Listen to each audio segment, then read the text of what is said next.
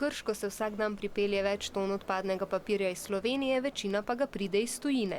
Tako odpadni papir potuje v razpuščevalen boben, ker iz njega nastane papirnata gošča.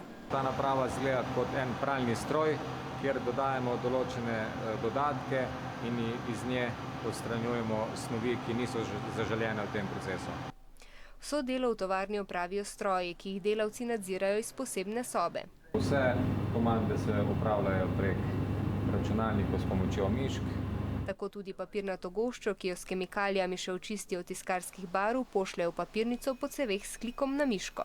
Tam goščo nanesejo na mrežo, jo stisnejo in posušijo. In tako iz odpadkov v manj kot 6 urah v vlažni in ne preveč dišeči sobi nastane več bal papirja. Na eni ga je navitih kar 27 kilometrov. V enem dnevu pa nastane kar 550 ton papirja in če ne bi reciklirali, bi za isto količino papirja potrebovali več kot 9000 smrek.